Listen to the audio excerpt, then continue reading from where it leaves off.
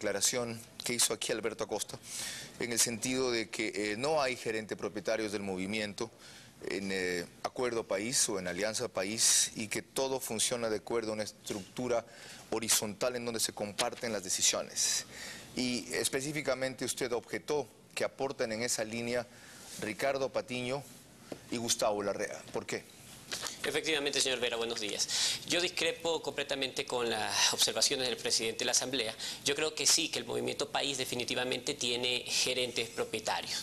En el segundo eje de las bases de la Revolución Ciudadana propuesta por el candidato en aquel tiempo, el economista Rafael Correa, hoy presidente, se especifica la democratización de los movimientos y de los partidos políticos. Creemos que esa es la base fundamental para que se haga justicia con respecto al sentir de las mayorías. Uno de los reflejos de esta mala administración política que tiene el Movimiento País con respecto a las bases de la Revolución Ciudadana, pues es lo que estamos viendo en la Asamblea, ¿no? Definitivamente la mayoría de nuestros candidatos asambleístas no fueron producto de un consenso, no fueron producto de una democratización, sino que simplemente fueron producto de la dedocracia. ¿Cómo se ejerce esa acción en ellos de gerente propietarios? ¿A qué clase de hechos o de políticas se refiere usted? Volvemos a lo de la Asamblea, pues. Las bases de la Revolución Ciudadana jamás consensuaron, jamás tuvieron la oportunidad de proponer ternas. De hecho, pues nosotros no nos sentimos representados en la mayoría de los candidatos asambleístas. Y esa falta de verdaderos líderes elegidos por consenso, pues es lo que causa produce algunos descriterios, como por ejemplo el de una asambleísta queriéndole poner una concha al escudo. Mañana va a aparecer queriendo convertir al himno nacional, hacerlo el reggaetón para que estemos más actualizados. Pero eso que aporta diversidad y conflictividad ciertamente a la línea de Acuerdo País, ¿no le otorga también riqueza y diversidad y en esa medida mayor representatividad de lo que la tendencia significó? Que no solamente era unidad del centro hacia la izquierda, sino participación de mucha gente de centro y otra de derecha, incluso como la asambleísta que acaba de exponer aquí.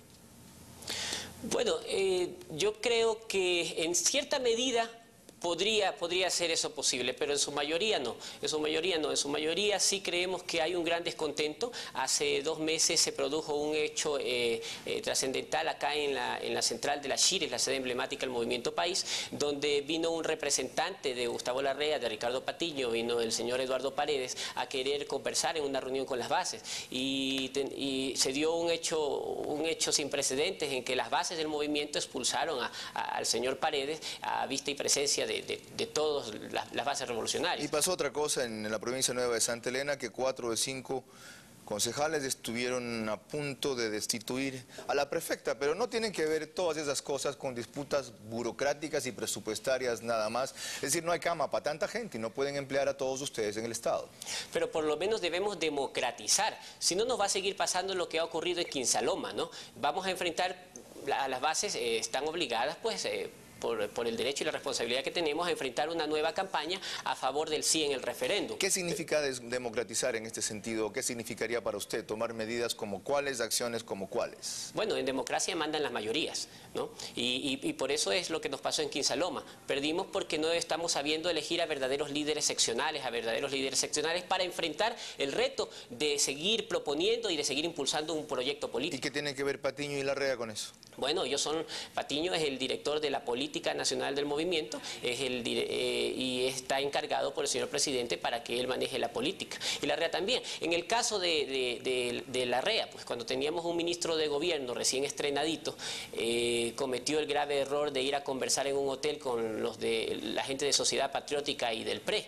Entonces, de esta manera, según él, evitando el choque de trenes. Pregunto yo, señor Vera, pregunto yo, compañeros, amigos, ¿cuál choque de trenes? Si teníamos mayoría absoluta, ¿cuál era la necesidad de conversar con el enemigo, con la partidocracia y con los mismos de siempre? No había ninguna necesidad. Fernando Valda, ayer el presidente, o mejor dicho el sábado, en su cadena, hizo una definición adicional que se la quiero presentar para ver cuál es su posición. Respecto a qué hay que hacer en Acuerdo País o en Alianza País con personas que discrepen como usted, si es que a usted se refiere la alusión, aunque creo que más específicamente estaba pensando en asambleístas y en particular en Mónica Chuji. Todavía hay compañeros al interior de Alianza País, tengo que decirlo, que tienen sus propios compromisos, sus propias agendas y dificultan el avanzar en las partes programáticas de fondo. Incluso hay compañeros que no representan Acuerdo País, representan a grupos que no ganaron las elecciones, pero se dicen de Alianza País.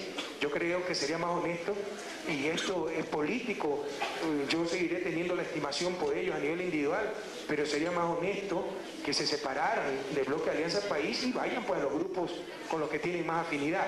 Pero como Alianza País, compañeros, como Acuerdo País... ¿Aprueba usted eso? Yo creo que todos los ecuatorianos tenemos el derecho a expresarnos y a hacer que se respeten nuestras libertades. El hecho de discrepar con ciertas propuestas o discrepar con las ideas iniciales que propongan los directivos de un movimiento, incluso el mismo presidente de la República, es un derecho de todos, es un derecho irrenunciable.